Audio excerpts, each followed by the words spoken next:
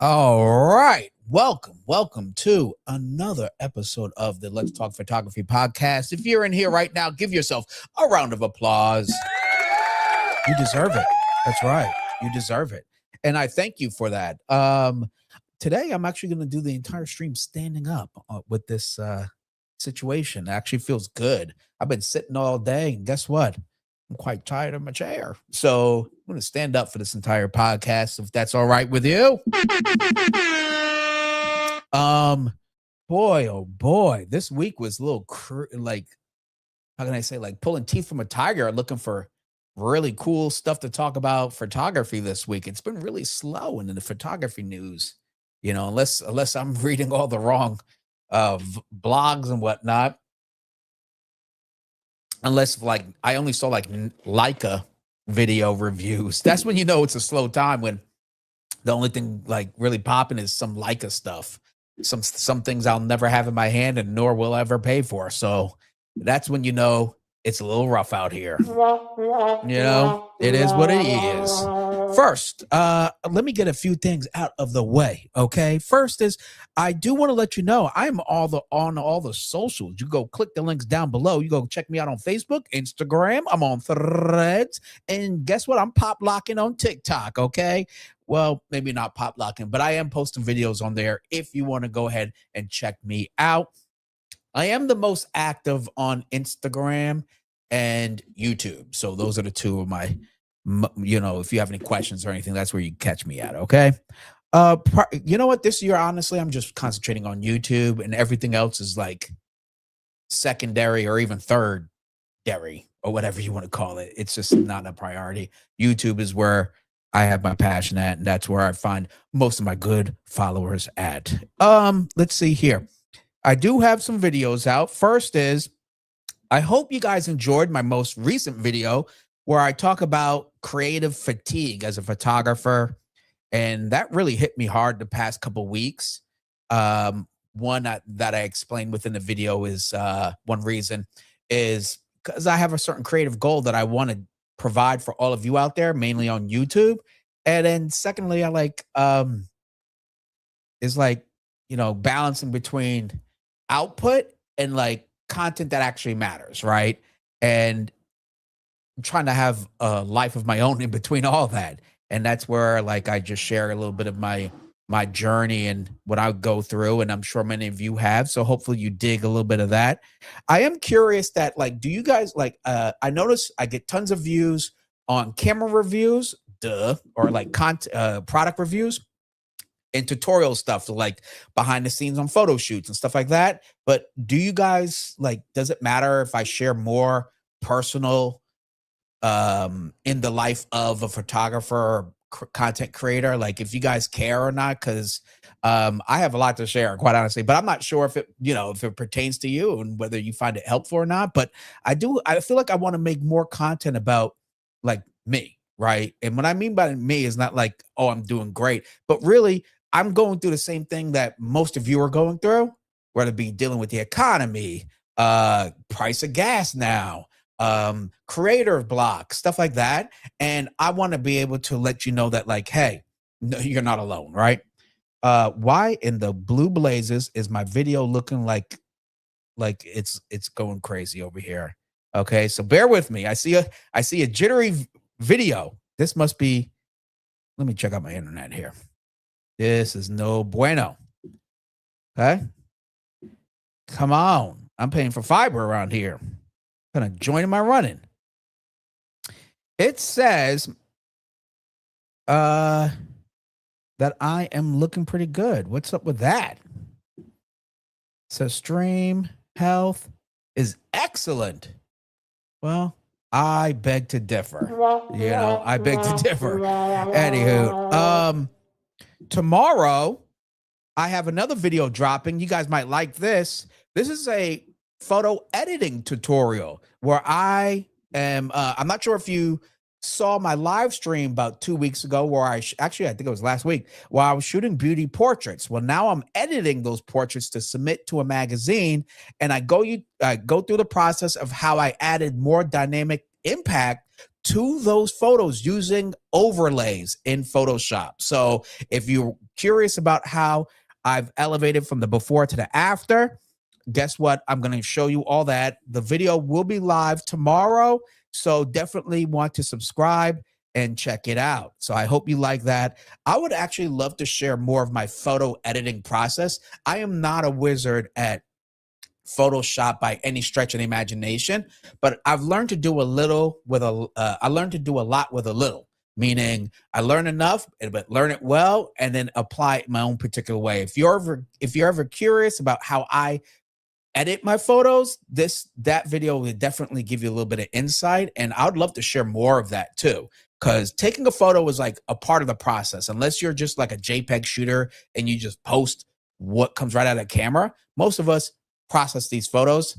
And I go about processing my portraits, I'm sure, much different than other people. And if you're curious about how I do it, let me know in the comments of that video tomorrow, and then I'll be more than glad to bring you more insight and my experience of photo editing my photos, okay, whether it be through Lightroom or Photoshop. Okay, what other programs do I really use? I use Reblum, and I was using Capture One. Okay, anywho, I am going to do a capturing portrait to tethered to your camera tutorial.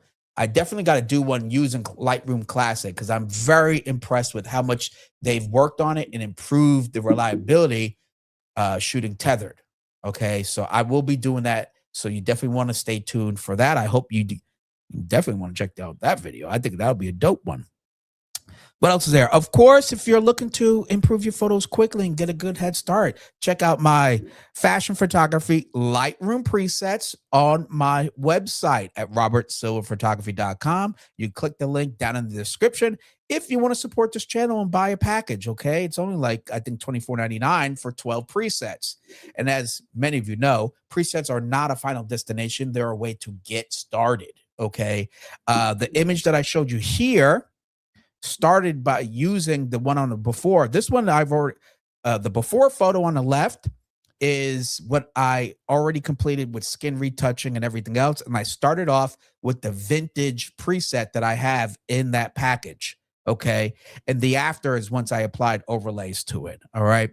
So if you like the way I edit stuff, definitely check out my presets on my website. All right.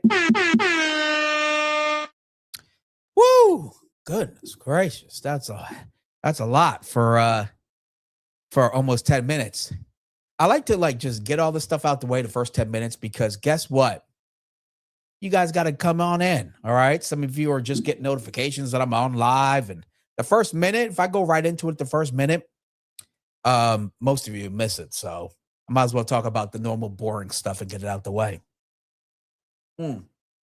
Okay. Hey, you guys notice a little something different about my background right here? First of all, I don't have bookshelves there anymore. Got rid of them via Marketplace. And then starting to see boxes. See those boxes right there? Where is it? Well, there's not there. There they are. There's the box. Bink, bink, bink. Right there. I'm packing things up slowly but surely. Next week, I think I'm going to pack up all my photos. Can you see my photos? Let me see if you can see the photos. Let's see. There we go. See those photos I took? I took some of those years ago, and I just absolutely love them. Can't get rid of them. So I got to pack those up within the next week or two. You know, stuff's getting really real out here. Let me adjust this. There we go. All right. Let's come on over here. Of course. Where's my banners? There we go. I want to say, of course, welcome to the show. I really appreciate you all tuning in for another weekly episode where we talk about cameras, lighting, photography, and everything in between. And sometimes just a rant or two, okay? I promise. Of course, make sure you go ahead and like, share, and subscribe to this channel if you like this kind of content, because besides me going live every Thursday, 5 p.m. Pacific Standard Time, I also drop 2 videos each week, plus numerous shorts, and I go live behind the scenes too. I just try to create as much content. I may not have all the subscribers in the world and all the views in the world, but let me tell you something, guys. Let me tell you something right here. Okay. I'm going to tell you right now. This is what I've done for all of you out there because I love doing this. I have made over 1,000 videos. Okay. Over 1,000 videos and only have 18,000 subs. Okay. Yeah. Okay. That means I'm putting in work so that all of you, hopefully enjoy it. All right. I'll be quite honest. And of course, if you have any comments, concerns, please post them in the chat because that's what this is about. The live chat is about you guys ranting at me and everyone else. All right. That's what it's really about.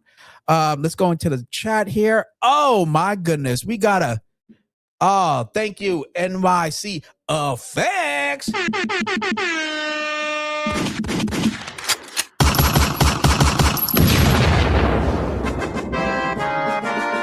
Thank you so much. Give me 11 Dolores. Thank you very much. I really do appreciate it. And that's going to buy me some good coffee. I'll tell you that. It's going to buy me some good coffee. $20 will give me at least, I think I can find at least 2 solid bags, right? Depending on which bag of coffee, maybe Dunkin' Donuts. You get two 12-ounce bags of Dunkin' Donuts, grounded coffee with this. So thank you very much. I really appreciate it. And I think, hold on. I think I have a guest who wants to say something to you, NYC Effects. All right. Here where is he? It's Randy Savage. He's back again. Oh, yeah. There we go. Thank you so very much. I really appreciate that. And as many of you know, because I see the same similar names every week, and I thank you all for coming back, every dollar I get gets reinvested into the channel. Just wait until I've been putting together a Pinterest board on how I want to improve the space. And my goal is to be able to have enough space to invite photographers over and be in studio together, live streaming to all of you. Like that would be my dream. And you guys are helping me get there. I really do appreciate that.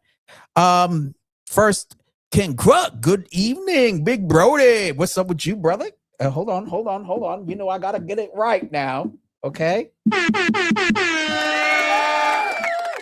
We got Mark Man in the house. Hold on. Here we go. EF Sue. Thank you, sir. I saw your comment earlier.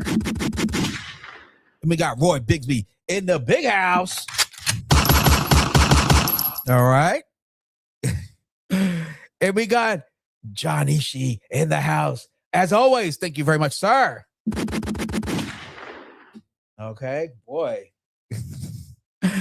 Standing up helps me push these buttons much faster. I don't know what it is. I'm just like ready to smash these buttons. Where is it? Baby the butt.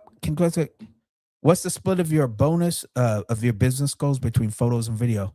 What's the split of your business goals? Wow, that's a great question. Honestly, right now, this may sound silly, and John Ishii would probably be like, "What are you doing? You're probably crazy." I want to do. Honestly, I want to do more video like this coming year, but guess what's been doing pretty good for me? Like YouTube, quite honestly. Believe it or not, I get sponsored videos from time to time, and that's been going up this year, definitely more than last year. Of course, YouTube ads does their little thing, and time to time I get a super chat and this, that, and the third. And I've lowered my lively expenses to the point where, honestly, I want to double down and triple down on this YouTube is really my thing. You know what I really enjoy? This may sound cliche as hell, but I'm going to share it anyway. I enjoy teaching. I never thought about it. My dad's a retired math teacher, and I swear to God, I was going to be like him. And now I actually enjoy teaching. I really do. I enjoy sharing as much as possible. And YouTube is like that outlet that I have total control over. And I enjoy it. And somehow it's working out. So I actually want to double, triple down on it.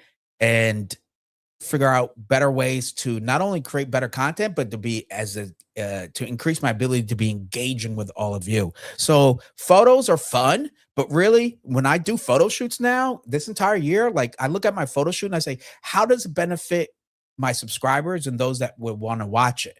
Otherwise, I don't do the shoot. I have an awesome shoot coming up Tuesday that, of course, I'll be going live to share with all of you. But when I was putting that shoot together, I was literally thinking, how is this? What can I teach and share with all of you with my experience of that photo shoot? Right.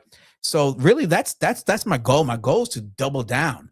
I spent 2 hours today conversating with like YouTube has theirs in studio AI. And I was going back and forth trying to understand my metrics, where my strengths, weaknesses, etc. And I'm actually trying to like double my output of videos. So that's really my business goal is more video. But photos are a segue to my videos, to my YouTube, right? So it's like they go hand in hand. But yeah, like, and I plan on like the past month, I've been concentrating less on posting photos on Instagram. Like YouTube is my jam. Like I really enjoy it. So I hope, I know that's a long-winded question. I mean, answer. So I hope that helps you, understand where I'm coming from. So more video, but then I'll be shooting photography, but I'll be recording the video of me shooting photography. It's 50-50. All right. And then we have Ben Visual Multimedia. What it do, my guy? Love from Seattle. That's what I'm talking about. I've never been there, but you know what? Shout out to you.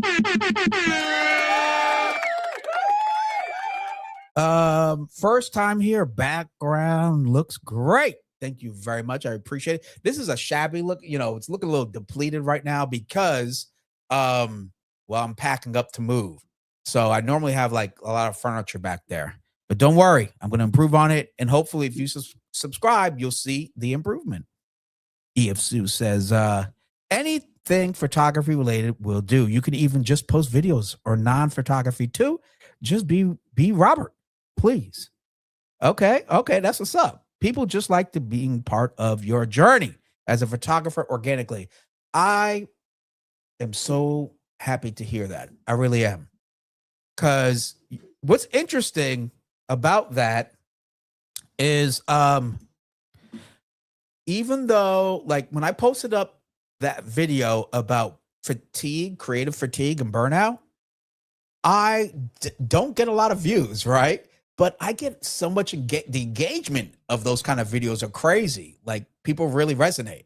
But I don't get rewarded in views and thus YouTube ads and stuff. So it's like knowing that you find some sort of relatability or just entertainment, usefulness, whatever out of those videos makes me want to just produce more of them, right? Because it can't always be like, does it feed the YouTube ad algorithm, right? There can't always be a monetary value behind a video piece of content.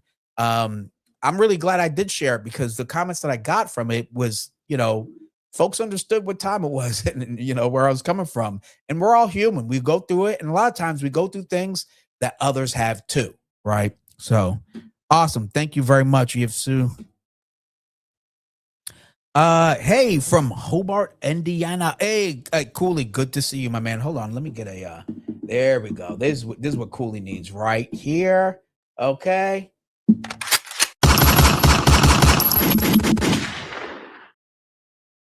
Really good to see you. Oh, shoot, John, I didn't know you were from Seattle. That's what's up.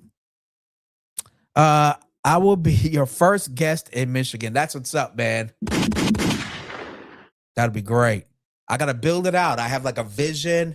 I have like some chairs that are kind of swaggy. I want us to sit in and have a little fern action, dope lighting. Once I get there, then we'll have it. I'm thinking about doing like a segment. Oh my God, guys, I want to have fun. I want my YouTube channel to be super fun. I want to do like a segment where I dress as like the most interesting man in the world. That'd be dope with like a smoking jacket or a smoking robe with an ascot and review camera gear. That would be freaking awesome, wouldn't it? I have an ascot too, by the way. I just never used it. Wasn't the Martin Show 90s supposed to be set in Detroit? I thought, actually, you're right. Oh, shoot. That's what's up. Hold on. Martin Show location setting. Let's see. Yeah, Detroit, Michigan. It was supposed to be set in Detroit, focusing on the lives of the characters in a large high rise building. Yeah, wow, that's crazy. You're right. Dang. Shout out to Martin. That was a great show. That was a great show. Let's see here. Wow, John, you saw Nirvana for $4? That's crazy. That's great. You'll never see that again. Yeah, babe, but it's still them though, right? Oh, okay, Cooley. Gummies might be cool. Yeah, why not? Bring the gummies. Okay, cool. Looks like we are caught up. Again, thank you, Eve Sue, for the super chat. Really appreciate that. Here's something I want to bring up, okay, about today's topic. Where the heck are my videos? Okay, this one is interesting. Okay, let me prep everything for it. Cool. Bingo bango. Share. And look at this right here. Shady. Shady, folks. Okay. Look at this. Okay. Dude, this is crazy. Should I put no? Okay, there we go. Look at this. Petapixel. This was posted just what, yesterday? Yeah, yesterday. This one caught my eye, and I want to bring it to all of you and see what you thought. And that's why I asked the question inside of the title, like, are photographers feeding AI whenever we post a photo? That's the question that came to mind after I read this article. Like, are we behind further educating and ultimately AI killing a lot of our jobs? Like, we're educating it with every post. You know, do they have that right? They may actually have that right to take the photo that we post on Facebook or wherever, and then they feed it to their AI. Because that's kind of what happened right here. But in this case, you know, without his permission. So he tried to stop Adobe from training its AI with his photo library, and he lost. He tried to sue him, didn't work out. So the founder of an image archive called Diversity Photos is taking his fight with Adobe public after he tended to stop the company from training its AI on his rare and valuable library. All right, so Gerald tells Petapixel that Adobe fed every single image from Diversity Photos into its Firefly AI image model. After he protested, Adobe offered him a paltry fee for AI training, which Carter rejected. Adobe then relied on its legal resources to successfully thwart Carter's legal challenge and is now attempting to use the arbitration ruling as precedent for future disputes. The company also sent a process server to Carter's home. Damn, they showed up like the CIA. Okay, so here's the thing.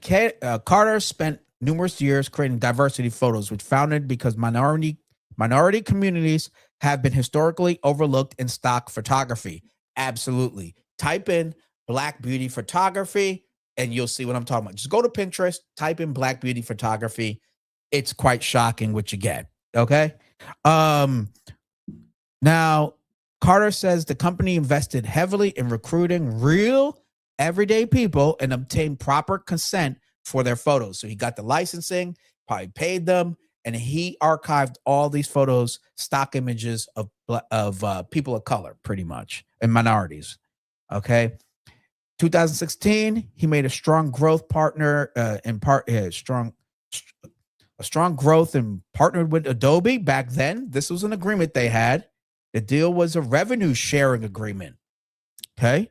Over time, well, they stepped over that border real quick. Everything changed in 2023. Adobe launched its AI model Firefly. I remember that. I think many of you remember that as well, which was marketed as a text to image generator that didn't steal. Okay, look at that. That didn't steal work belonging to creatives. Carter quickly realized that the diversity photos archive was in Firefly's training data. Uh-oh. Okay. And reached out in 2023 asking to exclude the photos in the data set. And guess what Adobe said? I don't give a damn. I was met with 2 months of no answer. Bloppity boppity scoopity bam bam boo. Adobe did exactly the opposite of what they told the public that they were doing. What a shock, right? Let's be honest. None of that was true in our case. We were never asked. They were never given an opt-out. We were never given a do not train option. Carter says Adobe did the exact opposite. To underline just how seriously Carter takes obtaining the correct permissions and licensing, he tells Petapixel that he sent back a 5-figure sum to Shutterstock in 2021 after the stock photo company wanted to use diversity photos images to train its own AI. See, he understood how much his stuff is worth. Now, check this out. They robbed him and then sent him this. This is crazy right here. After Adobe informed Carter that it had the right to train its AI with all of his entire library, right? The company offered only $1,100.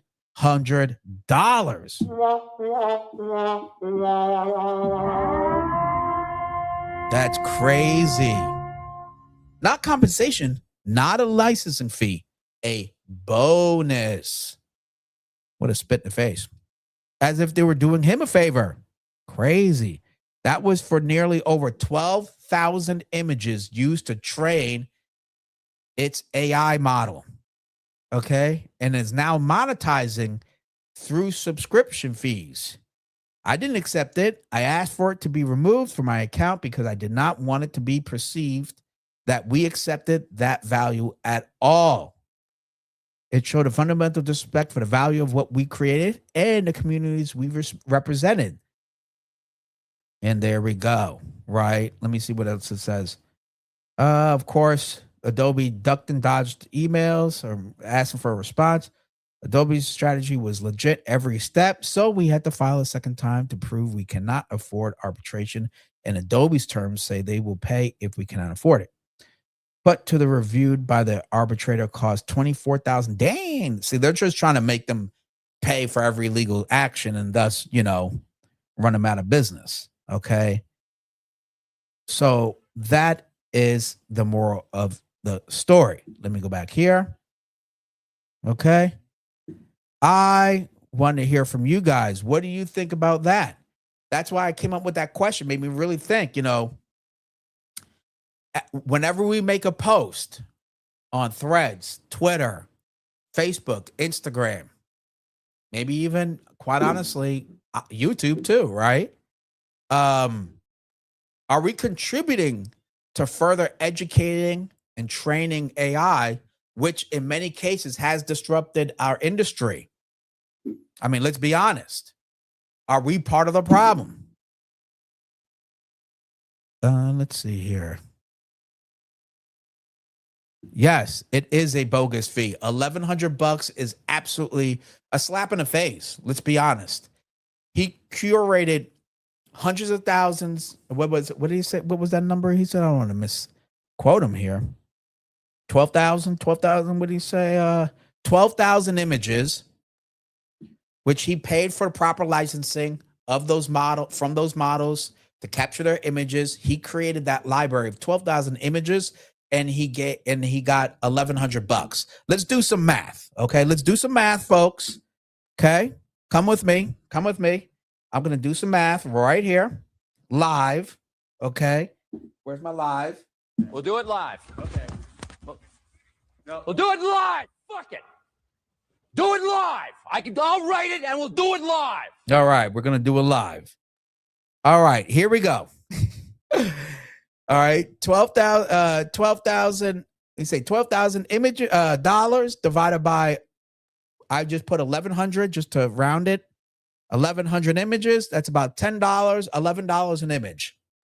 All his hard work, $11 an image. Would you sell your stock image for $11 to a conglomerate like Adobe, who's using it to train its AI, and then asking everyone else to pay a subscription to use that AI, which built its information off of somebody who actually paid for that work? Right? $11 an image he got. Well, they tried to give him. But you know what? If we're posting every day, technically we're giving up our image for free. We're giving it up every day for free. I think, of course, he should have gotten what he asked for, whatever that was. Not $11, but definitely whatever he thought was fit. I think it was a slap in the face, and especially from a company who ultimately has made its fortune off of other creatives, whether it be through Adobe, Premiere, Photoshop, Lightroom, and all that other good stuff. It really lets you know, like, their mindset at the end of it all is, you know, they don't have us in its future forecast. I'll tell you that. Boy. You know, earlier, what was it? Last year, I downgraded my Adobe Creative Cloud package. I used to pay for the entire suite. Now I just pay for the photography package, the $20 a month or something for Lightroom Classic and Photoshop. I kind of do miss Adobe Premiere. I was so like, I can really use Adobe Premiere, but I do kind of miss it. But yeah, I've downgraded, and you know, when you make moves like this, then it makes me want to look for other other sources to create videos with. Like, now that Apple has monthly subscriptions and all that jazz, I might want to go take a look at Final Cut Pro. You know, I have Mac, I have an iWatch, a MacBook Pro, I have iPad, all this stuff. So why not have its editing software too? You know, I just don't like, I know we're like new times, and you know, but I just don't like taking advantage of creatives that did all the work, and then at least not paying them what they ask, what they feel is deserved, you know? And again, it goes back to how am I contributing to the problem when I'm posting to Instagram and stuff? I bet somewhere in that stupid clause that they have, that whenever we upload, they get to keep that photo and use it how they wish. That could be training Meta. I notice now with Meta, like when you go to make a post, it says, oh, use Meta AI. Like, how's it being trained? It can't be just from all the damn typing I do in WhatsApp. So I just want to bring that up to like raise our awareness of all these sneaky backdoor ways in which we're getting screwed over again as creatives. Oh, here we go. John Markman says, yes, we are part of the problem. Always have always and always will be. Yeah, because like we're trying to get out our stuff. We're trying to create some noise for our creations. And you guys know me, like I'm posting everywhere. So yeah, I guess we are part of the problem. It's like how can you say? It's a love-hate relationship going on between us and these social media platforms.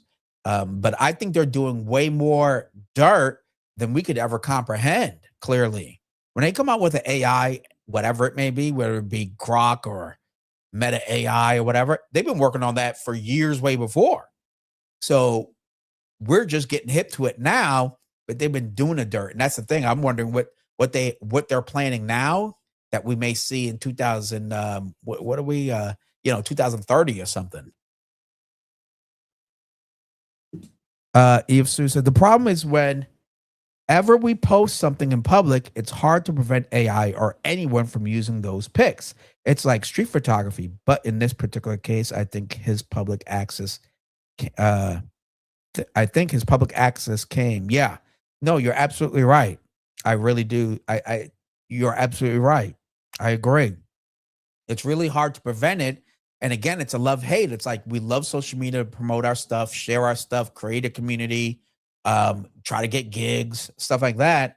And then on the flip side, you're getting screwed on the back end. You lose all rights to how that image is used when it's uploaded, it's compressed, it's done this, it's training AI. EF2 from Adobe Stocks, I think. Oh, yeah, exactly. It's public domain. Dang. So as soon as you upload it to there, it's public domain. That says something. Rakesh, good to see you. Hold on.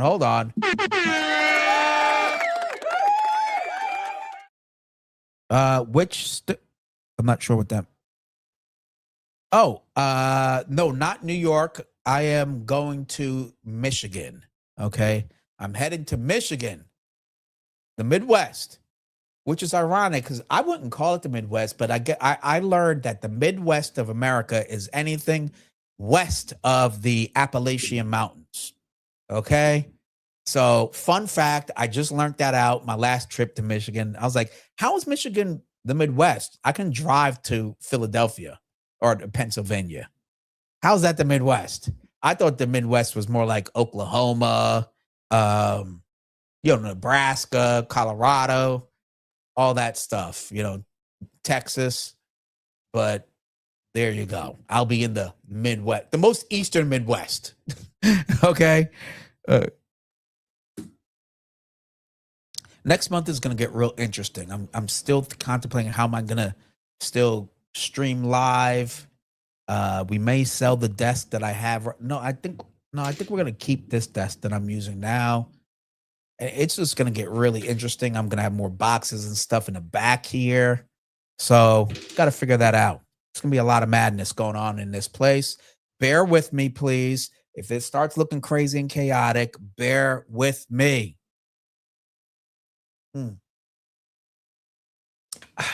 Anyway. All right. Wow, the great state. Exactly. I'm actually really excited. With all this political madness going on. I think it's like we couldn't have picked a better time to lower our expenses, which means leave California, get out of the Bay Area, lower our expenses as much as possible, because we got some fools running our country that don't care about the regular people, and for sure don't care about artists. Let's just be honest. We're not even on the radar.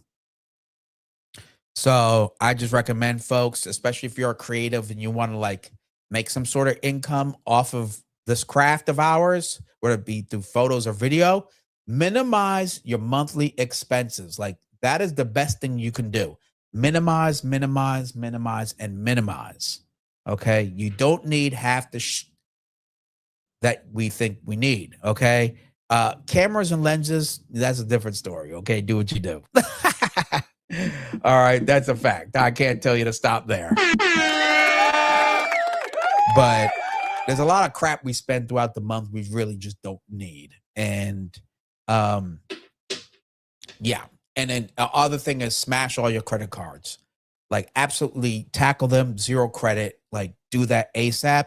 And you'll be amazed how much more time you can dedicate to being, you dedicate on your craft, because you're not like stressed the hell out over bills and all that stuff. Okay. Once I paid off like my credit cards, I've been able to choose the kind of creative gigs I want to do and for the price that I want. And then there have been times where I'm like, I'm not going to lower it more because I need $200. Like $200 is not going to do me shit. So you have that power of saying no. But when you're stressed and you got the gun of credit and debt, high expenses every month, that's going to make you want to do projects and waste your time doing you really don't have a passion for. The Great Lake State. You know what? You know what's crazy about Michigan? They got, more lakes in that state that I've ever seen in my entire life. It is absolutely crazy. But I like the outdoors. I like hiking. So I did some indoor rock climbing. I want to try some more of that. That'd be dope. So I'm really excited to explore for sure. And I'm glad to see more water. That's one thing I was sad to miss, is that I'm leaving a coast. where you could go and touch water within 30 minutes, 45 minutes. So I'm glad Michigan has tons of access to bodies of water. Can I have all your models before you move? Hey, okay, well, sure. I mean, you guys see me tag the models I work with, so you guys go reach out to them. Okay, just tell them you saw me on my YouTube channel. Okay, tell them you saw them there. That's why I left the USA 30 years ago. Okay, well, there you go. Johnny, she clearly stated he understood where I'm coming from. That's for sure. He understood it 30 years ago. But yeah, that's the thing. Like, if I was single, I for sure would not still be here. I don't think.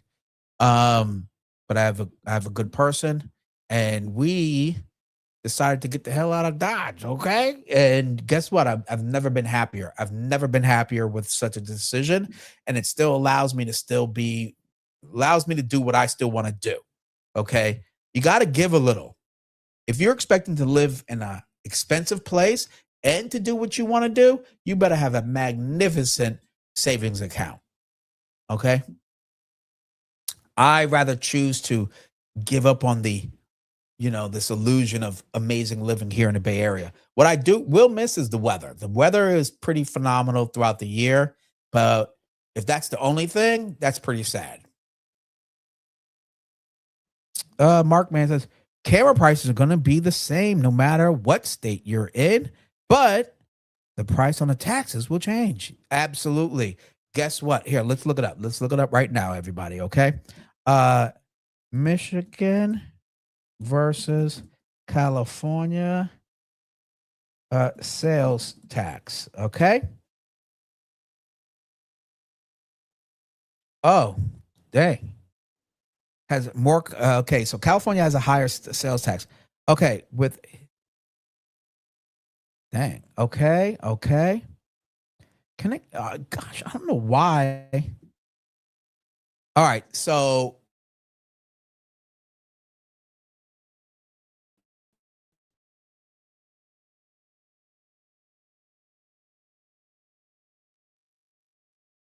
Michigan has, I think it's over 10% about that. So yes, when I buy a camera, buy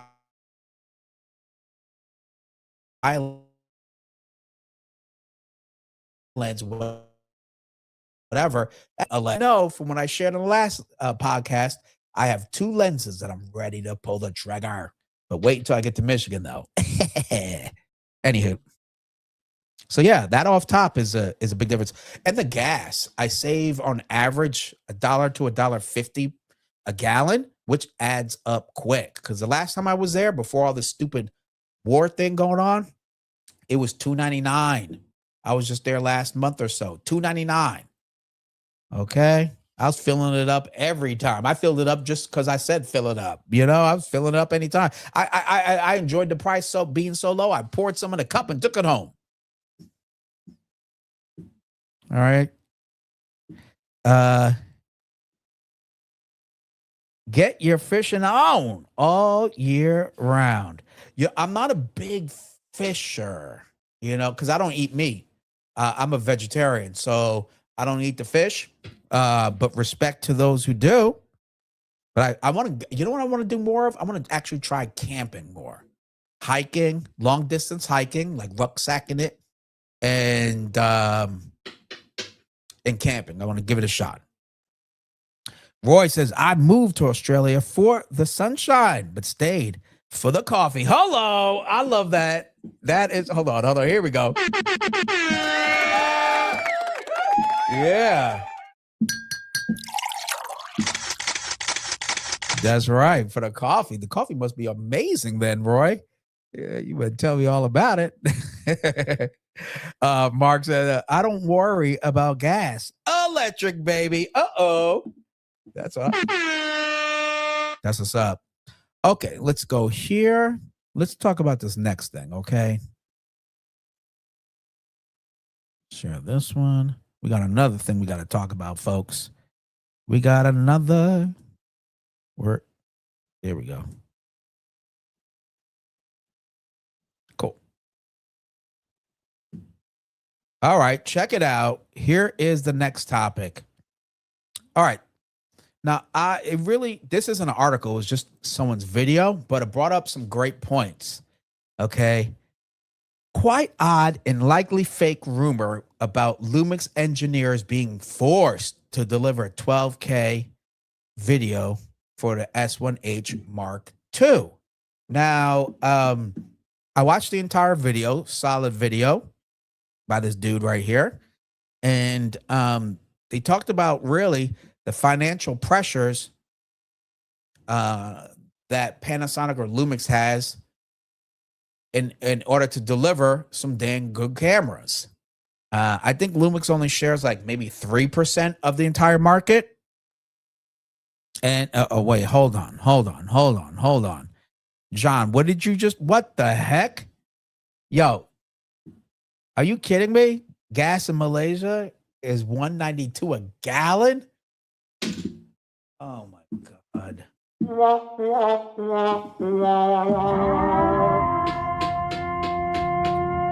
Jeez, are you kidding me? 192? Man, I tell you what I would do with $10. I'd fill that whole car up. Anyway, that's a cool fun fact. Let's get back to this here. All right, so the video is about basically the financial struggles of Lumix and whether they will or can deliver the 12K camera. And what the CEO potentially is putting the amount of pressure to deliver a phenomenal cinema mirrorless camera. And part of it was doom and gloom. Part of it was like, hey, don't worry. Like the same thing happened earlier in 2021-ish. And then they came out with the S1, the S1 II, S1 II, and all that other stuff, right? And that really helped Lumix. Like those three cameras, and what was the other one? It was SR1 II. Like those three cameras really brought Lumix back to the forefront as a serious, like fourth competitor. And I say fourth because there's, Sony, Canon, Nikon on the top. And it got me thinking, like, how not only the financial pressure, but like this camera got to be awesome. There is like, because they laid off like 10,000 people earlier, like not earlier, but last year, and I'm sure to minimize expenses, etc. And people that S1H has got to be one of the most in demand cameras. The S1H Mark II, like a new version, an updated version, has been one of the most talked about things I've heard in the past 6 months. That and maybe the FX3 Mark II, right? Those two cameras have been gossiped about. I think they got to come extremely hard. 12K? That would be crazy, first of all. But to be able to record 12K in a full frame mirrorless body would be pretty boss. That would be pretty awesome. I mean, they're already doing 8K for Nikon Z.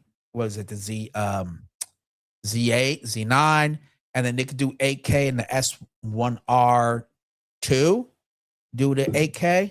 So jumping up to 12K would mean you're going to be up there with the Ursa Mini, right? Hold on. Blackmagic. Let me see. Blackmagic cinema camera. Jeez, cine camera, 12K. Video.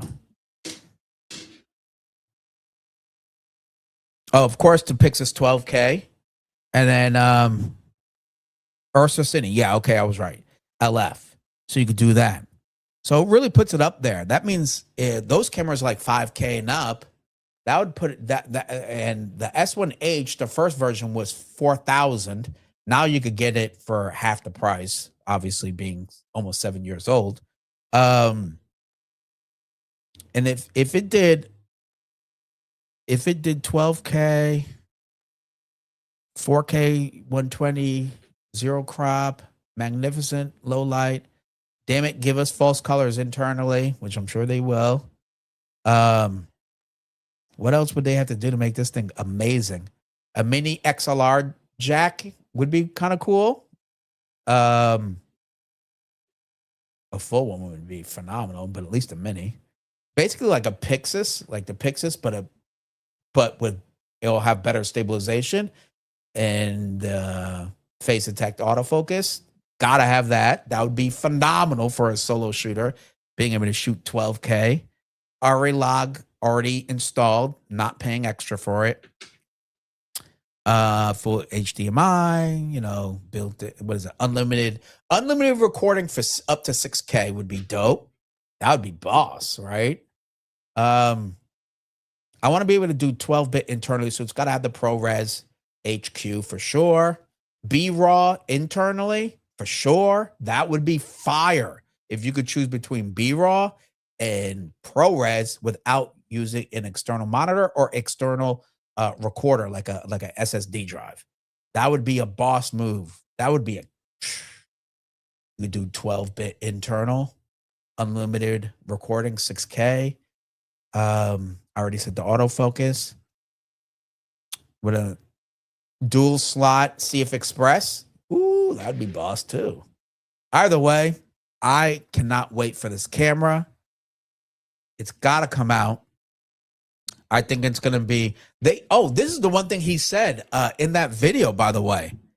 In this video, he heard rumors that the S1H Mark II just might be the last camera from Lumix. Think about that. Think about that. It might be. This is just all rumors and speculations. Okay? But what if, oh my God, I don't even want to think about it. Okay? I don't even think about it. It would break my heart. All right. What if, all right, everybody, think about it. What if the Lumix S1H Mark II at 12K ends up being Lumix's last camera? Oh my God, I don't even want to think about it. I don't want to think about how much tears I'd leave on my pillow. But if that was the case, what would you do? Would you care or not? All right. I tell you one thing, I'd damn near have a heart attack. I'd really be like, yo, because I'm not gonna lie, I love using Lumix for video. I don't know what it is. I have literally 3 Lumix cameras rigged up in my bags. Okay, for a shoot I have coming up.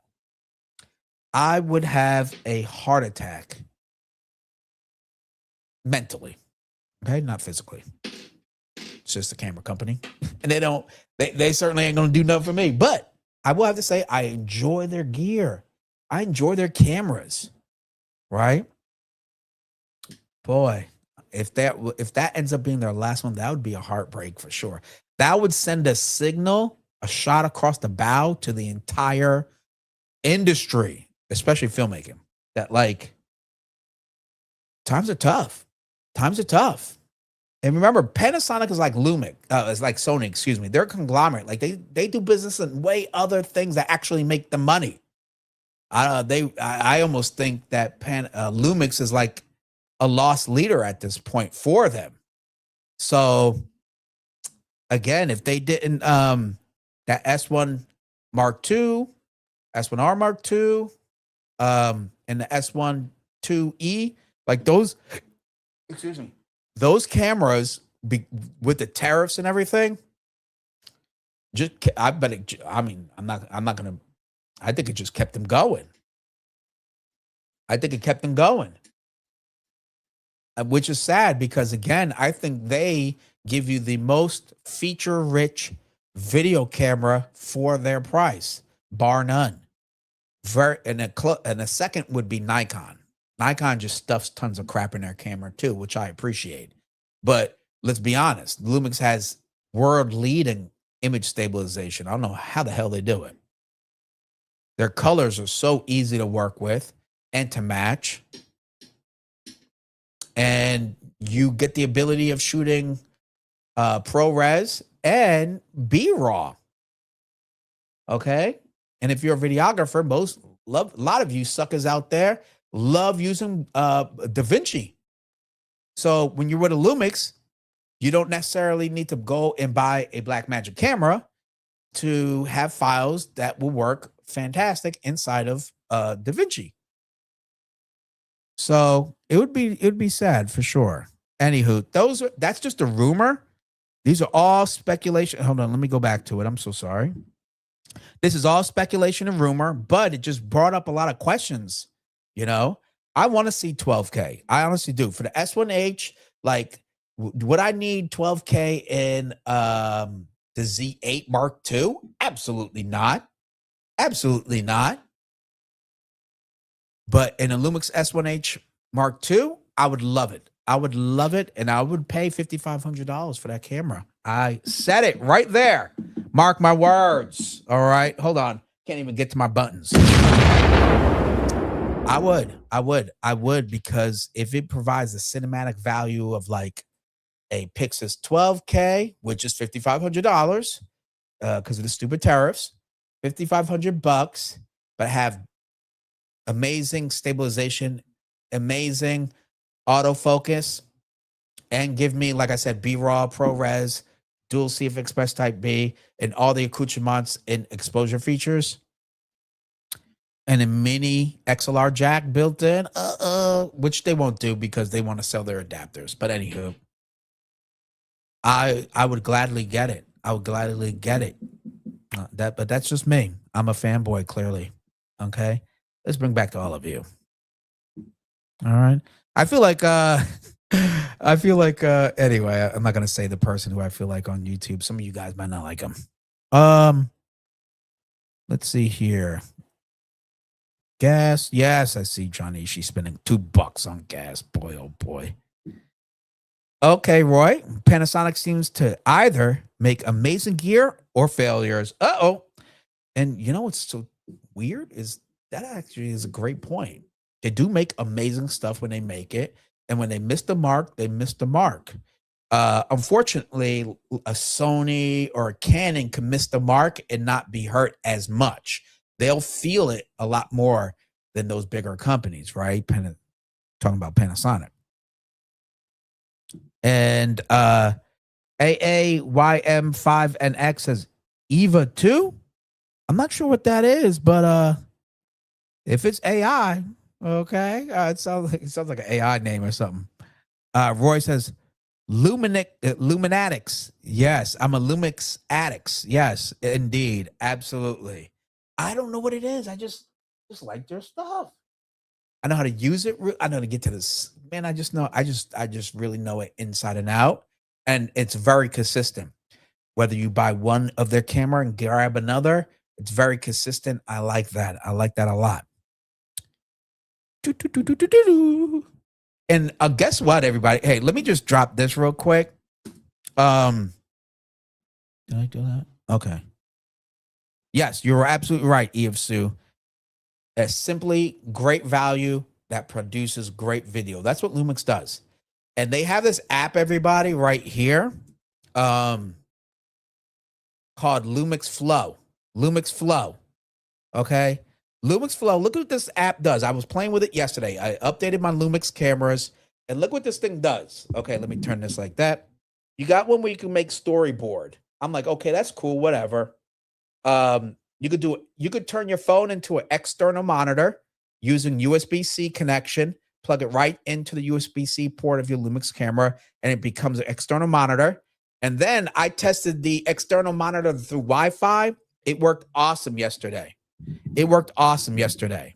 Okay. The Lumix monitor, the Wi-Fi was super cool. So that gave me because your average field monitor on your video camera is 5 inches. Okay. So guess what? My phone, same size. Now it turns into a monitor, and it gave me all the functionalities of exposure control within the app. It was pretty cool. So yeah, the best mobile app I've used for mirrorless cameras by far, bar none, has always been Panasonic's. They actually must give a shit. All right. It just connects. It just works. It notices its camera.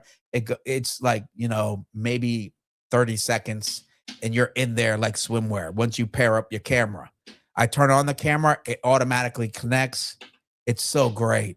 Only gripe is when you're using the external monitor through Wi-Fi with your phone, it disconnects from the Wi-Fi. It disconnects the hard connection of the field monitor through the HDMI ports, and you can't use it. So you have to choose which one you want to use. I would love to be able to have a connection and my so I could use this as a director's monitor to the iPad or my phone, and then have that hard connection to the camera via HDMI. I'd love to be able to have both. Panasonic, get on that right now.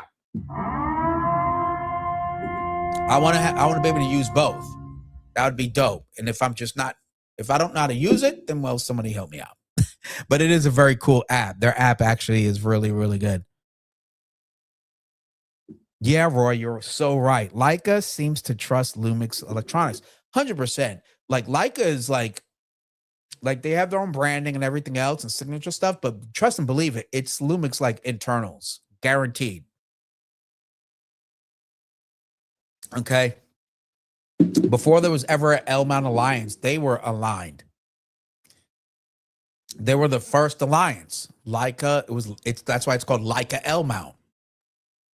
So yeah, they've been working together, cooperating for a long time, since Micro Four Thirds days.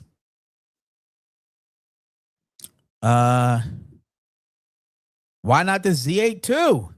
I would love the Z8 II. There's some like slight, when it comes to video, like Nikon produces great colors. The ProRes is really nice and easy to work with. They're right there, but Lumix for some reason is just like a smidge, just a smidget. I don't know what it is. Maybe it's because I've been using Lumix for years before Nikon, but Nikon is really good too. Like when I shot that parade with Nikon and I used the Z6 Mark III, I was very happy on my experience, quite honestly.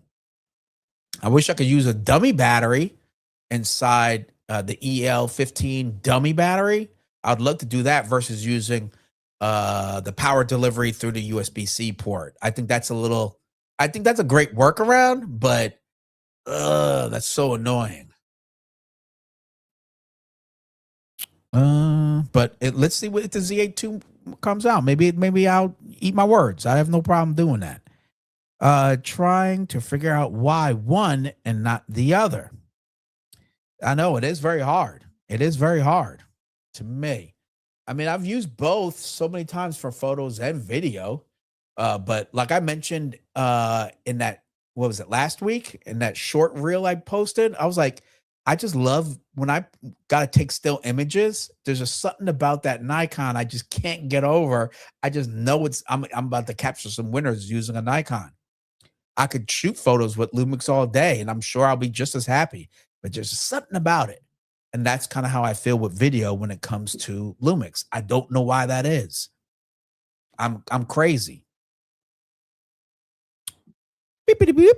And King Kruk says, when it comes to camera gear, that's why I'd ride with Nikon, Red, Canon, or Ari. That's their segment. I totally get it. I totally get it. That's just what they do great. You know? I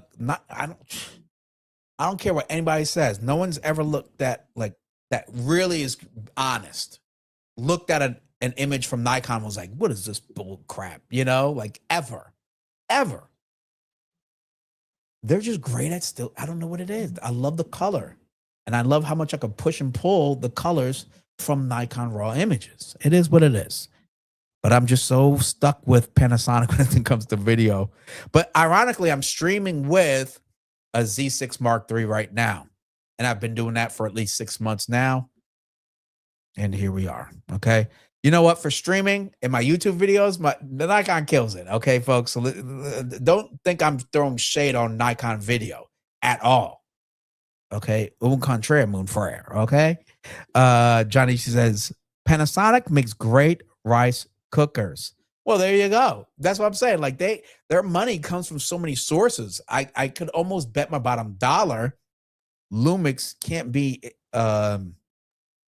a large impact generator or whatever, product line, but I don't want it to see go away. That's for sure. They have great tech.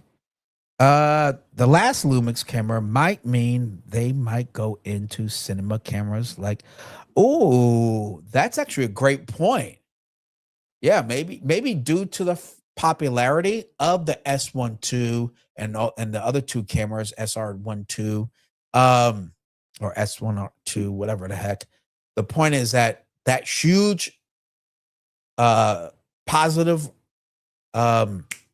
acceptance of those cameras and feedback, maybe they'll double or triple down in video and cinema. That actually would be great. Start creating a line of cinema cameras from Lumix that will be in line with Nikon and Red's concoctions that they're coming up with. Lumix comes up with it, and then they become head and head with professional grade, consumer friendly cinema cameras. Hello. That would be amazing. That would be great. So that's a great point, Double A. The best app is Red's. Nothing comes close, especially on the DSMC 3 gen. I'll let you tell it, King Kruk, because I haven't used it. So I will take your word for it for sure. Okay. I have heard great things about their app. I just don't own a Red. If I was to own a Red, it would definitely be at minimum the what is it? The Komodo X, because I want to be able to connect my V-mount batteries directly in the back. Here's my thing about Red. Like, I know some people are going to hang me for this.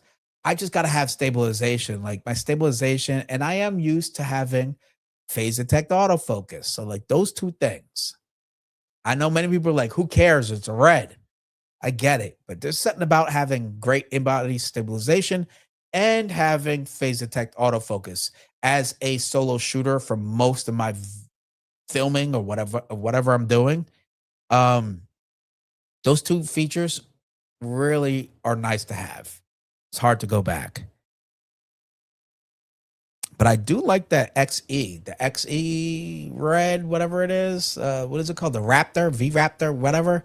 It's like 17 grand. And their prices, good Lord, I just can't do it. I can't do it. I'm not making that kind of money off of video. If I was, then shit, I would have bought one a long time ago. Lumix IBIS is super. Yes, their IBIS is phenomenal.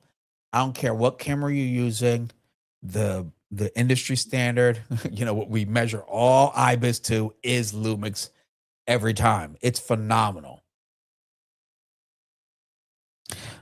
Especially here's the one thing. Like I like Nikon when I'm recording video, especially when I'm on sticks, meaning a tripod or hand holding.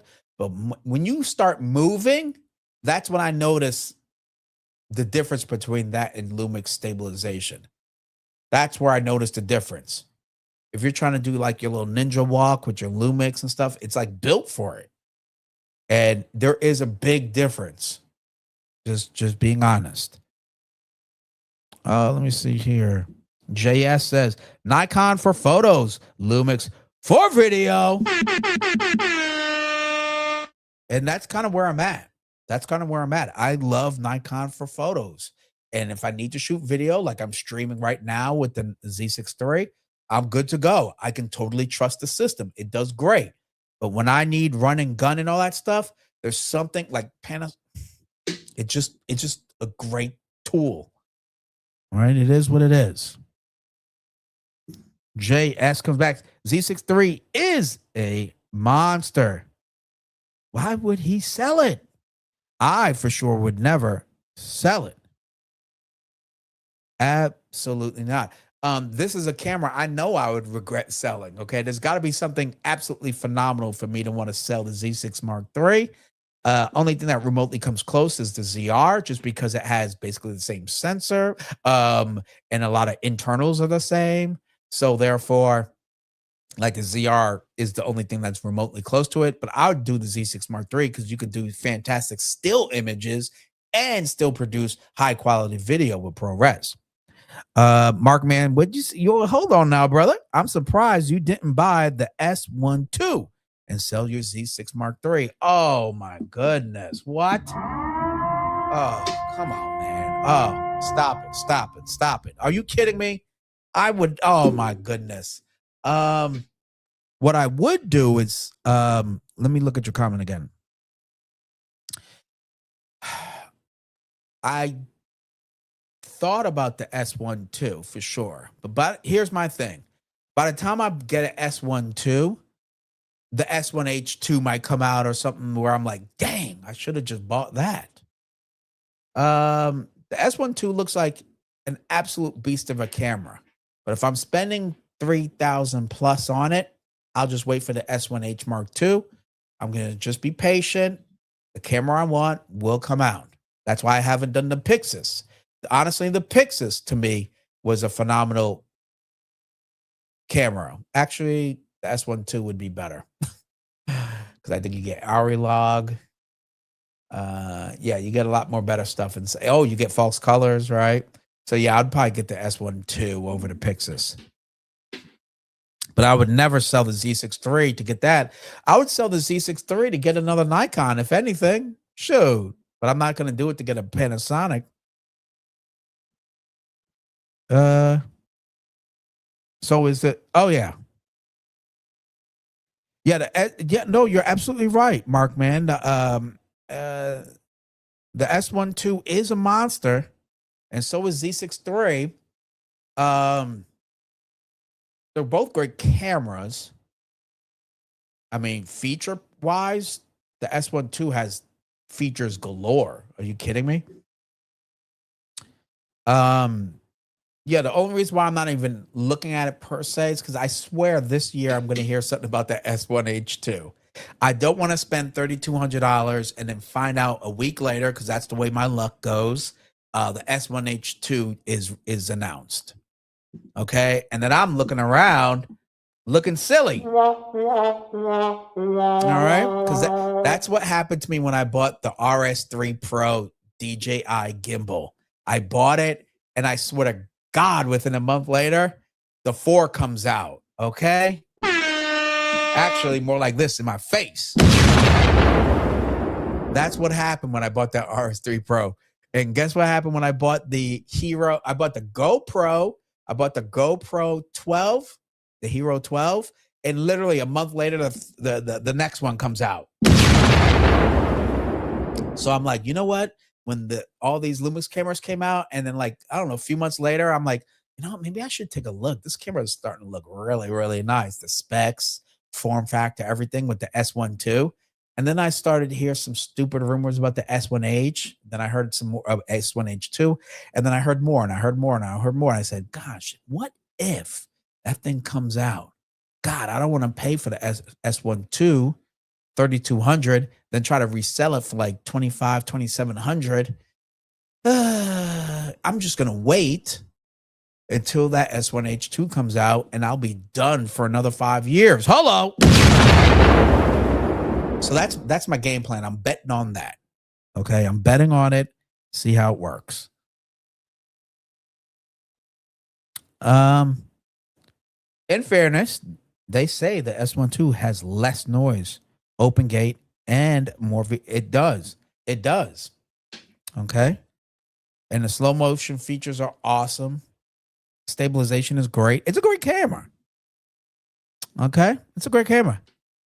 I don't really care. I love my Nikon Z8, ZR, and Z6 Mark III. Hello.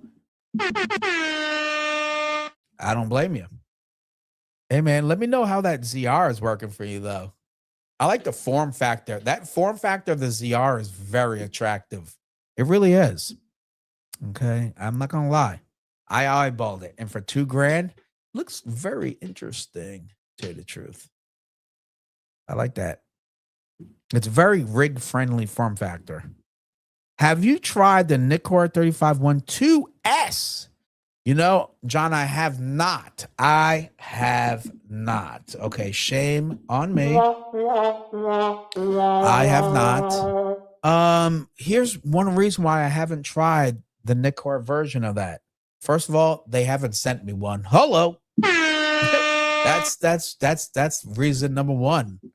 I'm not that big yet, and I don't know what it is. They just don't want to send me a lens to try out. Secondly, yeah, that's pretty much the reason. I could reach out and try to see if, and here's the other thing. No, lenses are easier. Maybe I could reach out to a camera store.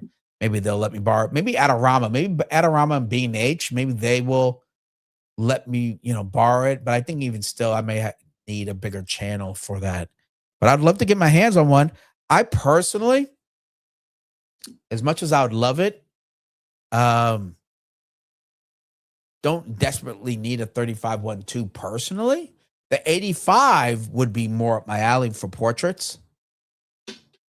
Like I have a 35, I'm recording right now or streaming with a 35 f1.8, and the size, the weight and everything, it works so well on my Z6 Mark III. Like I would go out and have fun with this setup very easily.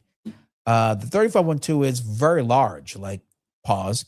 And yeah, you know what? Maybe I should try to get a review on it. I just haven't got my hands on it, quite honestly. I do want to review it and give my personal perspective on that lens.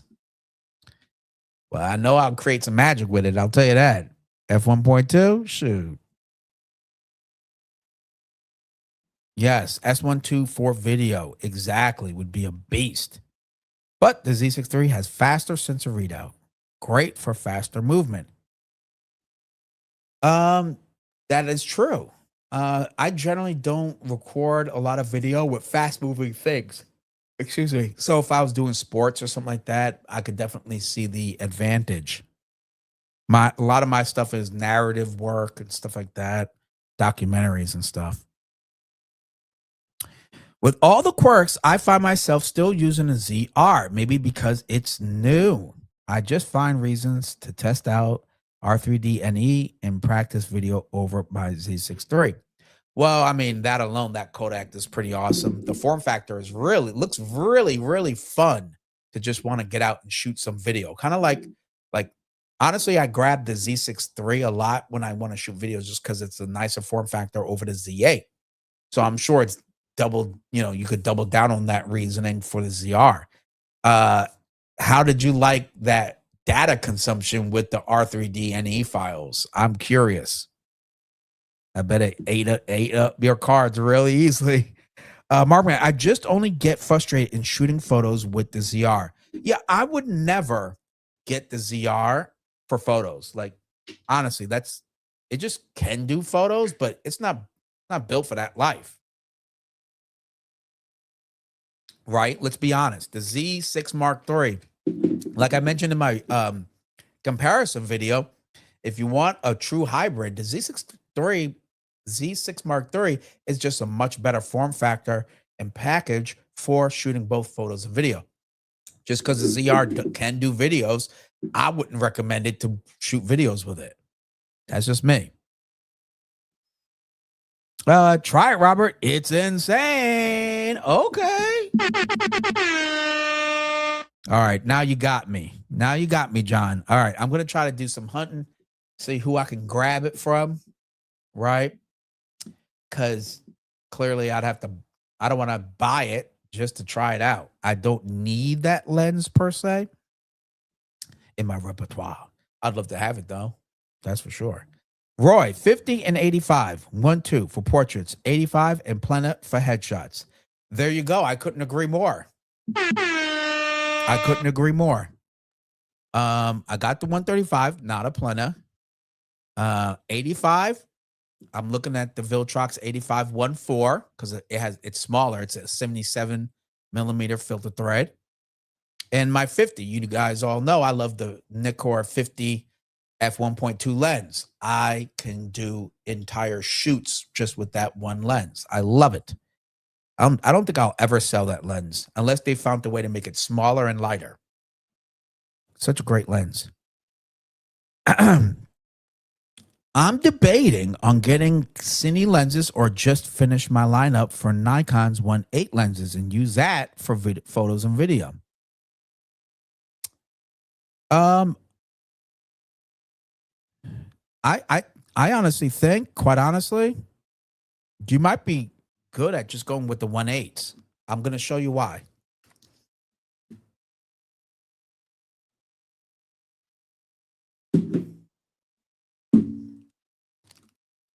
Mark, man. So right here, look what I got. Look what I got. These are Panasonic's 1.8, right? Here we go. Here's the 50-1.8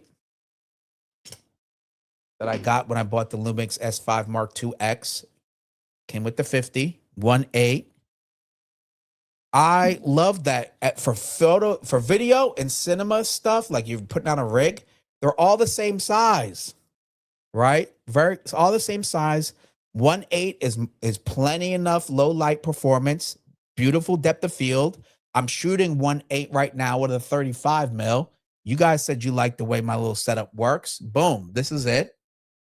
They're lightweight, 67 millimeter filter thread. I honestly think if you plan to do video, do the F1Hs. They're cheaper, good low light.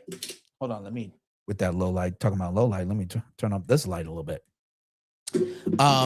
Better low light performance. They're lightweight, fit in all your camera bags very easily, and then work on your cinema glass, right? And here's the other thing.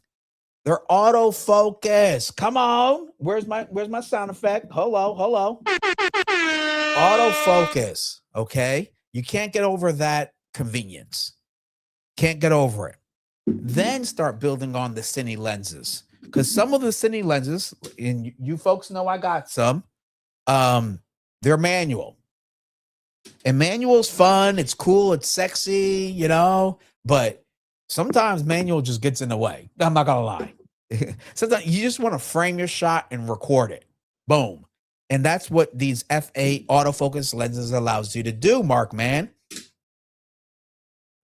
So I would say continue to build out your F1.8 lenses, right? Get a nice round it out, because you can shoot photos and video with these lenses. Very travel friendly, autofocus friendly, and then start building on the cine lenses and get some specialty characteristic lenses. Okay. That's what I would recommend. As you're learning, then as you learn, you grow. As you learn to shoot video, compose, edit, all that jazz on these glasses, then go for the T whatever lens with your cine lenses. Okay. That's just that's it. That's all. My opinion, which I'm sure some of you will take and some of you will not. It is what it is. And John says, my Z6 III is my go-to camera. I love it. That's what's up. Shout out. Like I said, everybody, for those who are new to the stream, new to my channel, and if you are new to my channel, of course, make sure you go ahead and like and subscribe. All right. The Z6 Mark III is literally the best value full frame mirrorless camera from Nikon. I'll put my name on it. There is no other that's the best value camera, true hybrid performing camera than the Z6 Mark III. All right. Let's go back to this. So I agree, John. It's an awesome camera. Craig is in the house saying, would you get a Nikon factory refurbished lens or a used lens in a very good condition for roughly the same price? I would trust Nikon 100% because they go through the rigmarole of making sure that lens is as good as it can be, like brand new. You'll probably get a warranty with it, some sort of warranty when you buy it straight from them, refurbished, than some Joe Blow off of Marketplace. Now, I have bought great lenses off of Joe Blow Marketplace, but it's certainly not going to come with some sort of minimum guarantee that at least Nikon will. If it shows up and it's acting funny, you could quickly go right back to Nikon and say, hey, I bought this refurbished situation. But they're going to, it's like, what do they call it? Like buying a used car, you get 100-point guarantee or whatever the heck, I'm going to feel more comfortable than that than just buying a used car from some guy that has the car on the side of the road saying for sale. So I for sure would go to Nikon if the prices are that comparable. Sometimes you could find that good deal that you can't give up and pass up from Joe Blow Marketplace. But I personally, if from your question, I would definitely go to Nikon. EF Sue, skip the Nikon ZR and go straight to a Komodo X. Wow, EF Sue, shots fired. But I don't blame you. I don't blame you. Because then you get the red sensor with the red codec. Hello. And folks forget about that part, that like what makes red red is the sensor as well as their color picture profile. Robert, I am not worried about the data because I have a NAS. Ooh, look at you, so fancy. So I offload files to it. Plus, I delete old video. I don't have it. Lastly, I bought drives before the ridiculous AI. Shout out to you. That's good. Well, it sounds like you're ready to go, because that's what I do too. When I record stuff in ProRes and ProRes HQ and stuff like that, I record it and make my video, export that 4K video, the final video, and then I delete the files. Okay. Matter of fact, I have to go back and delete my parade files, which I shot and swallowed up 750 gigs worth of data. Okay, 750 gigs for a parade. Jesus. Let's see. Do we have any? Ken Kruk says Nikon 1.8S lenses are the bee's knees. Ooh. Hey, you ain't lying. That's what I'm saying. Gosh, I slacked. That's, you know, I gotta make this video. I don't care. It'd be Canon, Sony, Nikon, Lumix. Like f1.8 lenses are great. I know we all want 1.2s, 1.4s, and the best of the best of the best. But there's some serious limitations too. Size, weight, cost are the biggest three cons or disadvantages to those great, expensive, fast lenses. But for the price of this, for the price of a, what were we talking about earlier? The 35-1.2, I could probably get like 6 of these. Well, 5 of these. I could get 5 of these lenses for that one Nikon 35 f1.2 lens. So it's like 1.8 lenses are great. Like they're really amazing. You could still make a bad photo with a 35 f1.2 lens very easily. It'll just be more of an expensive bad photo, you know? Mark Man in the house. In photography, I'm so late on realizing that on camera and off camera flashes would be more for my photography. Yeah, dude, like off camera flashes, like I just love it. Okay, that's just me. But definitely experiment with both, but I love it. I try to make sure my flash is off the camera whenever possible, quite honestly.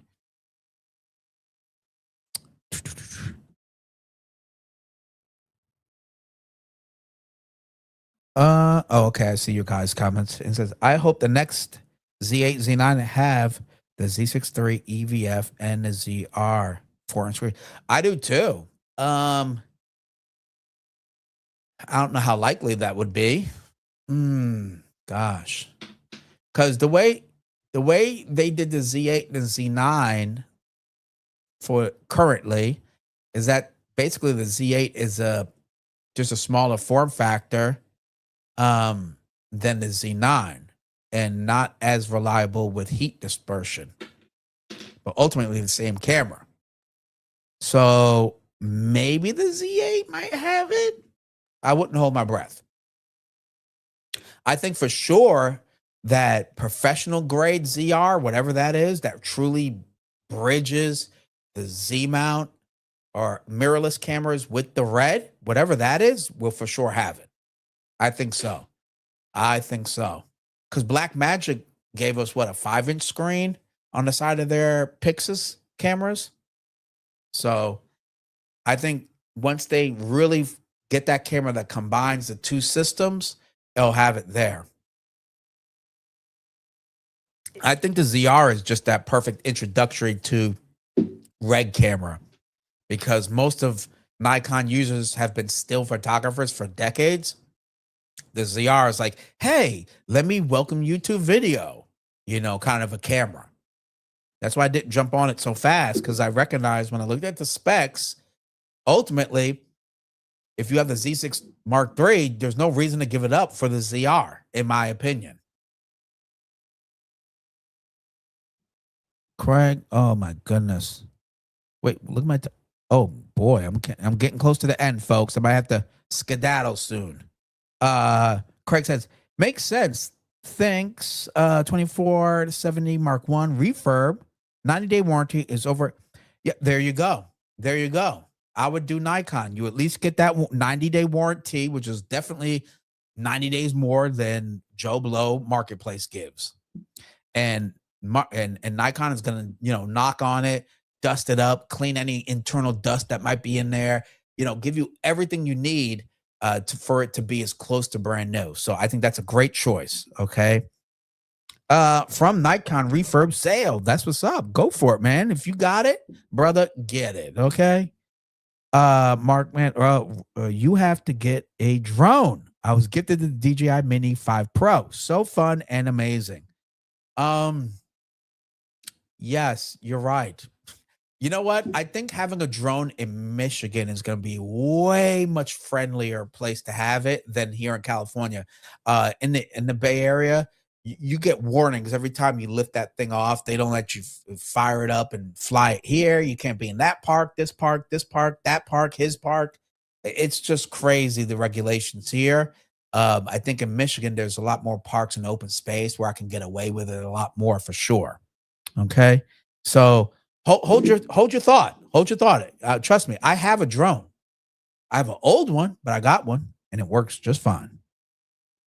I'd choose Komodo over any mirrorless, but if I could get one cam, it's the ZR. Photos coming out of it are crispy. Okay, King Kruk, I'll believe you for sure about that. It's just for me, like if I was to recommend one and you truly need photos and videos to come out of that camera, I'm just saying get the Z6 Mark III. But if you're more video centric, which you are, then the ZR makes way more sense. And I'm glad you like the ZR. But you can't fit 5 lenses on a camera all at once. No, you can't. You're right. You're right. But hey, I'm just saying for cost, instead of buying one f1.2 lens, you could get a whole set of lenses. That's my point. That's all. But I'm sure you knew that. King Kruk, if they said the 51.2 is a APO, I'd believe it. It's that good. Oh, the 51.8. Excuse me. It is, and that's the thing. That's why I'm like, that's why I want to share and really help destigmatize the perspective of f1.8 lenses. They're great lenses.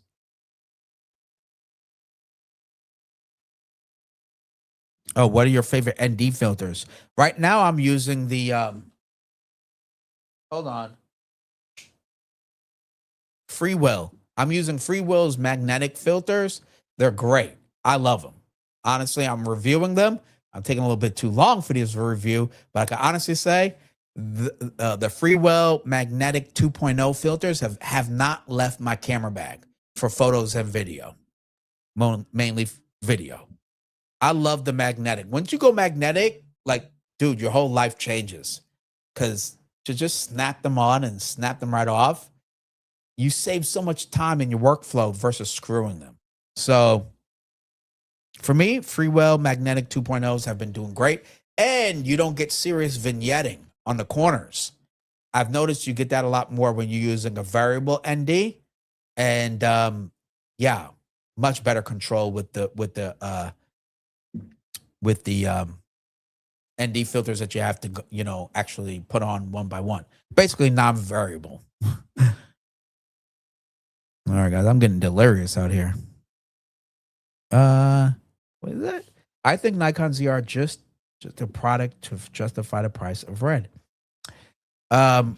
Yeah, I think they held back a lot for the ZR so that it'll get you into red. But I ultimately, like I said, that it was a really great way to introduce video to a whole client base that mainly does photos with Nikon and introduce red as well. It was like a double whammy at such a great price point. And they did it well, so well that videographers take that camera serious. So you can't deny that at all. If a larger foreign screen will cost buttons, it's a no-go. You know, that's a good point. That's interesting because it already took away a lot of buttons when they made that ZR. They took away a lot of buttons. I wish more lenses were APO, less color, fringing. You know, as long as we get less color fringing and chromatic aberration, I'm all for it for sure. There's always a pro and a con, that's for sure. A give and take, rather. This is a good question. Variable ND or not? Now it depends on the project and when I'm shooting. Like, how nimble do I have to be? Sometimes that variable is what you need. Like, you don't have time. Let's say if I'm shooting with a 24-70 or 24-105 or something like that, and I don't have time to take off a lens, unscrew this and unscrew that. Guess what? The variable ND is the win. For obvious reasons. But a normal ND, if you're looking for, like, if you have a second, you have some time, and you want to make sure there's less vignetting when you're shooting wide open, stuff like that, well, the normal one is going to be the win. So it really depends. So, like, if I'm doing interviews, set up for a doc interview, stuff like that, I'm not using a variable ND when possible. That's just me. Oh boy, I really appreciate this live chat is popping. Freewell are awesome in quality. Always go with a larger filter size. Oh, that's a great point. EF Sue, that's why I went with the 82 millimeter, and it covers all my bases right from there. 82 millimeter. Okay, Markman.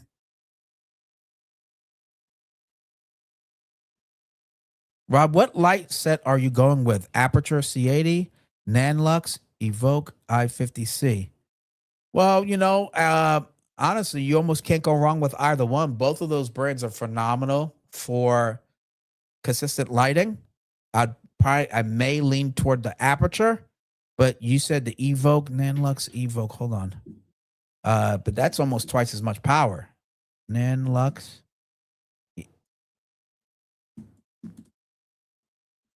Hold on. Oh, okay, here we go.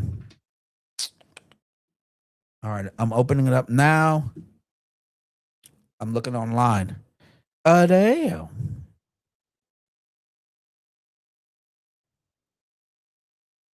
That Nanlux looks like it's nobody's business. I'll tell you that. Woo. I have, like, for powerful lights, I use GVM. I have a 650 watt. I have a 300 watt from them, and they're amazing. I'm not gonna lie, this Nanlux looks pretty nice. Let me see that. What was it? Aperture. There we go. ADC.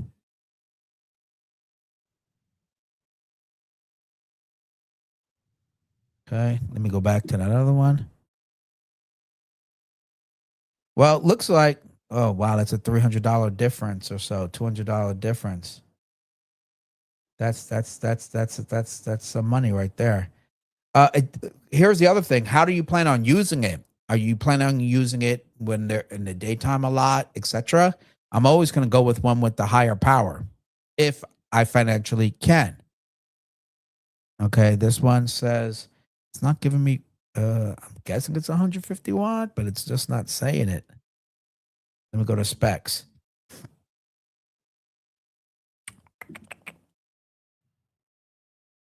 Bluetooth. Okay, it is 150. If you have the money, I get the Nanlux perhaps, but you are spending an extra amount for twice as much. You're spending another $200+, right? $265 for the Nanlux, but you are getting more. You're getting twice as much power. So in the scheme of things, if you're paying less than 50% more, for twice as much power, then I'd probably go with the Nanlux. Okay. If you're talking about it like that, that's just me. But me personally, when I buy light, I try to get more power than I think I might need. That's like been my rule of thumb. So if I think I need 300, I'll buy a 5 or 600. Because I'm telling you, there've been way more times that I wish I could turn it up, and I couldn't. Okay, so if you think you need a 300, get a 5 or a 600. That's just my rule of thumb. I have a 650. I've never needed to shoot it at full power, but I'm glad I have the option. Okay, so I'd rather have one light that I could just turn down if I had to. Shoot. Let's see. We got a lot of comments here, and I love it. Don't we all? Don't we all, Roy?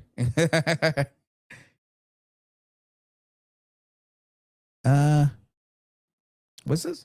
It's been almost 2 years since Nikon bought Red. Only one product, Nikon ZR. Dude, I bet they're working on some great stuff. I know they got to be working on like a professional grade ZR. And the ZR was released probably because it costs less and to test the market. How did they appreciate it? What's the feedback? And it was well received. I already bet there's something else coming. Okay. I could almost bet my bottom dollar. They got to update some of their older stuff first, but it was great knowing you while you were out here in Cali. Too bad we didn't get to work together. Hey, Mark, never say never, right?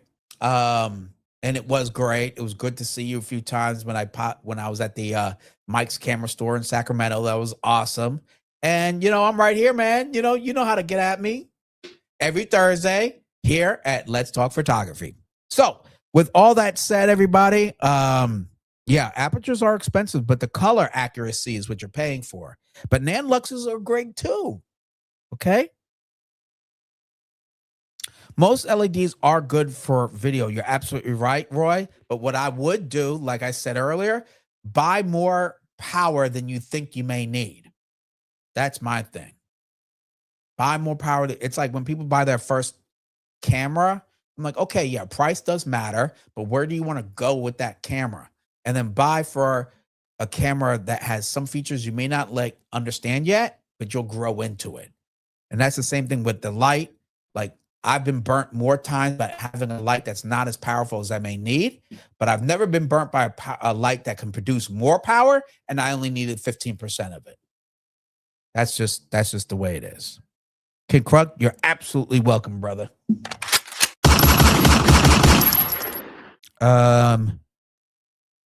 Outdoor LEDs, not to be big or expensive for still, strobes will work out better. Yeah, 100%. I mean, that's not even a question. LED outdoor would be for me for like fill light for filmmaking or something, And well, that also have a Komodo with the Z. Yeah, they do have the Komodo with the Z mount, but I just think the Komodo system could be updated, right? I think there's still areas of improvement. I would like a baby red. I'll call it a baby red, but like a baby red, full frame, right? But like a red. I want a box camera. Okay. I want the box. I want a Nikon box camera. That would be dope. Okay. Anyway, we are at the end of this little journey. Okay. So everybody, I want to let you know right now, I really appreciate all of you. And this chat has been amazing this week, guys. Little by little, this humble little podcast is it's growing. And I want to thank all of you out there. Give yourself a round of applause. Okay. As many of you know, I got to get up out of here so I can actually eat some dinner. But I'll be back.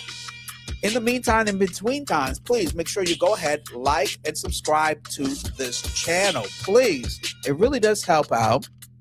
And the likes really tell the algorithm that this podcast matters. All right. Let's see here. Make sure you go ahead and follow me on all the socials. You go check them out down below on Facebook, Instagram, all that good stuff.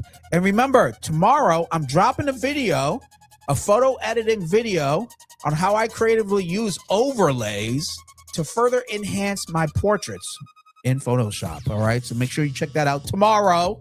And if you subscribe, guess what? You'll get a notification that it drops. So there you go. All right. No problem. No problem. Thank you very much, Craig. I appreciate your long time support for the stream and for my channel, and EFC, you as well. I echo the same sentiment as Markman. I am in the Bay as well. Shout out to you. Yeah.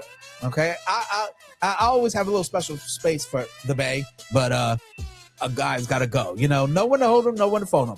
With all that said, everybody, I really appreciate you rocking with me for another 2 hours. I'll see you all next Thursday, 5 p.m. Pacific Standard Time, right here on YouTube for the Let's Talk Photography podcast. Until next time, keep shooting and stay creative.